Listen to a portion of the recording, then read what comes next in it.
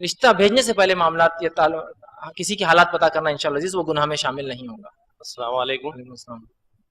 فیض بھائی، میرا سوال یہ ہے کہ آج کل جو حالات چل رہے ہیں تو میں یہ چاہوں گا کہ آپ اس پہ ذرا اچھے سے روشنی ڈالیں، کیوں تو مسلم بچیاں جو ہے غیر مسلموں کے ساتھ جا رہی ہے اور نوجوان اس کے اندر اشتعال آ رہے ہیں اور اس کے لیے جو ہے ان کے اوپر کیس درج ہو رہے ہیں، تو ایسے حالات میں کیا کرنا چاہیے؟ نوجوانوں نے کیا اپنا رول ادا کرنا چاہیے؟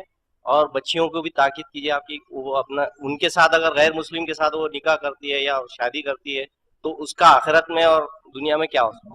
بہرحال دیکھیے بھائی نے ایک سوال کیا، جو لڑکیاں محبت میں پھنس جاتی ہے فاسد، چاہے کسی سے بھی ہو، میں اس میں فرق نہیں کروں گا مسلم اور غیر مسلم، کسی سے بھی، اور پھر اس کے بعد جو کچھ وہ حالات آتے ہیں تو اس میں سب سے پہلی چیز یہ کہ میں نے بار بار اپنے درس میں کتنی بار تاکید کی کہ نوجوان اس میں نصیحت حاصل کرے، یہ بہت سنگین چیز ہے، یاد رکھیے۔ اور ولی کے بغیر جو نکاح ہوتا ہے آپ نے فرمایا وہ نکاح نہیں ہے جس میں ولی کی اجازت نہ ہو۔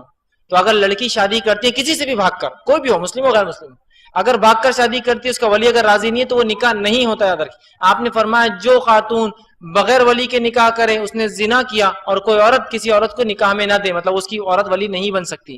تو لہٰذا اگر ایسا کوئی لڑکی کرتی ہے کسی بھی مسلم یا غیر مسلم بھاگ کر نکاح کرتی ہے مسلم لڑکی، تو وہ اسلامک پوائنٹ آف ویو سے اسلامک شریعت میں وہ نکاح اس کا ویلڈ نہیں ہے، وہ زنا میں شمار ہوں گا، وہ اولاد ولد الزنا میں آئیں گی، ٹھیک ہے۔ تو بہرحال اس معاملے میں بہت احتیاط کرے، اگر کچھ بھی ایسا ہے تو اپنے والدین سے کمیونیکیٹ کرے، والدین کو بتائے اپنی پسند ناپسند، اگر وہ بہتر سمجھتے تو انشاءاللہ وہ آگے بڑھیں گے، ان کی بات پر اپنے آپ کو ڈیپینڈ رکھے اور پرسنل ڈیسیجنز نہ لے۔ جن والدین نے آپ کو پالا اور اتنا بڑا کرا، اگر آپ ان کے نہیں ہو سکتے تو میں نہیں سمجھتا ہوں، میں ان لڑکے اور لڑکیوں خاص طور سے تاکید کروں گا جو بھاگ کر شادی کرتے ہیں۔ جو لڑکی اپنے ماں باپ کی نہیں ہوئی تو وہ تیری کیا ہوں گی میرے بھائی، اور جو لڑکا اپنے ماں باپ کا نہیں ہوا تیرا کیا ہوں گا نکاح کے بعد، اس بات کو ہم سمجھیں۔ وآخر دعوانا الحمدللہ رب العالمین۔